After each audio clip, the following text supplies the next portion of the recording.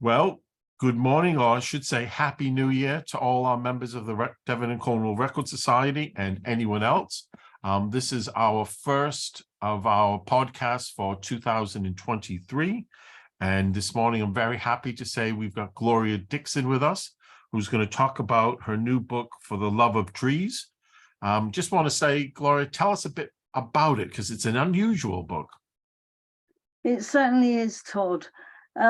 In 2008, we produced a book called Plymouth's Favourite Trees, and this was on behalf of the Plymouth Tree Partnership. And it was almost like an I Spy book. You could go around Plymouth picking out trees. And several people have said to us, it's about time you did a follow-up. But we didn't want to do something the same as that. But when you talk to people in Plymouth, trees are very dear to their heart. So we decided that we would go to all different people in all different walks of life who had something to do with trees or wood in any capacity whatsoever. So our first chapter is literally getting people to write articles about how trees have come into their lives. We've got artists, we've got landscape architects, we've got gardeners, we've got tree surgeons, and they've all written accounts of what they do to make, either to earn a living or just as a hobby. And from there, we said, this is amazing. Let's look at some trees with history. And in Plymouth, there are several trees that have been around for a very long time. So we looked into the history of these trees and made another chapter. And then we realized that we'd had gifts of trees from America. So we went across the pond, because at the time we were thinking the book was going to be done in Mayflower gear. And we thought, what better idea than to go to America, a couple of Plymouths, one in Michigan and one in Massachusetts, and find out what they thought of their parks in connection with our parks, which again, we did. And we got some really good articles. So the book was coming on and we suddenly realized we couldn't stop. There was too much trivia not to put in it. There was too much, lots of different things that we just wanted to actually put on paper. So that's what we did. And that's just a very quick, brief outline of 135 pages of book. Well, I think as soon as you see it, you think, crumbs, I've never seen a book like this before. It really is very different. So you talked about getting in touch with people at the start and getting histories. What other sources did you use? Well, mainly it was people, and people who encouraged us to want to go and find out more. But between us, Andrew Young and myself are just the co-editors of the book. And Andrew and I have both been involved with Plymouth Tree Partnership for a very long time, him especially. And his knowledge of trees is second to none, really. So we were able to source from books that we've both got different things, and we've gone to the National Museum in London and various other places, and they've all been so helpful in producing pictures and ideas for us to put into the book, even down to the fact that we wanted a picture of a fossilized tree. And outside of one of the museums in London, there's a wonderful fossilized tree. But of course, when I was last year, I didn't think to take a photograph of it, but they very kindly let us use it. And, it's all kinds of things. People have just been so full of encouragement. And as you have said, they've said, well, this is quite an unusual topic for a book. Yeah. So you've got all this material. Mm-hmm. All sorts of different people in different places, and not just here in Devon, but up country and across the water. What surprised you when you were writing it, when you were pulling it together?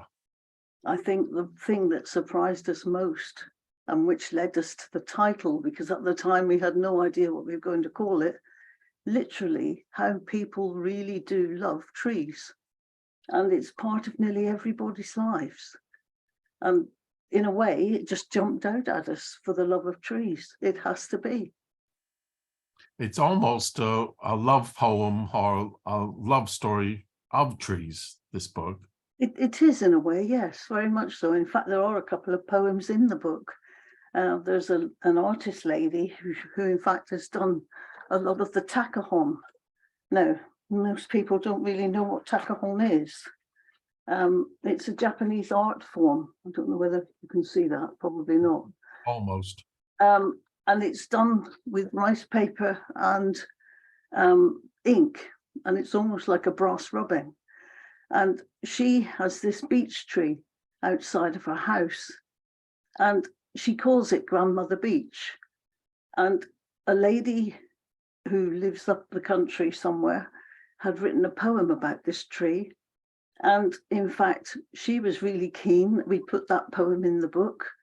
And as I say, Todd, every single person we've approached has been full of enthusiasm, and it's really pushed us on, which is great. And all the profits from the book go towards planting trees in Plymouth, which is even better. Well, I'm going to ask in a moment how you can get the book, how a reader can find it.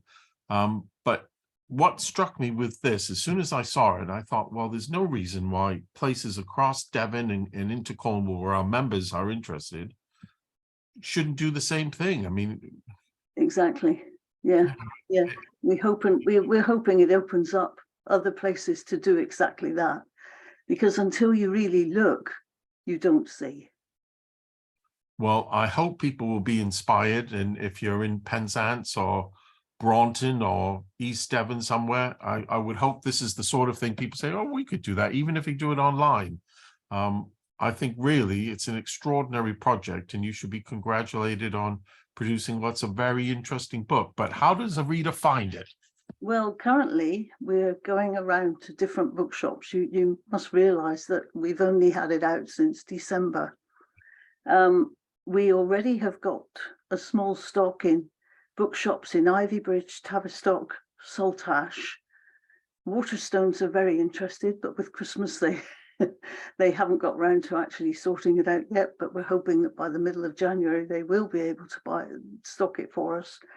But equally, it's available by contacting me, and people can either come and collect a copy or we can post it off.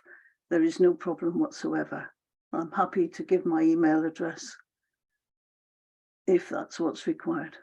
Well, we have an email address for the society on our website, and if people write there, Yes, we will then forward on any interest in the book, and we'll post it on our Facebook page as well as on our website, your email address as well. But if you want to give it to us, people could write it down now. Yes, certainly. It's all lowercase. It's GLO_RIAJUNE@hotmail.co.uk. Right. Well, thank you very much, Gloria, for spending the time.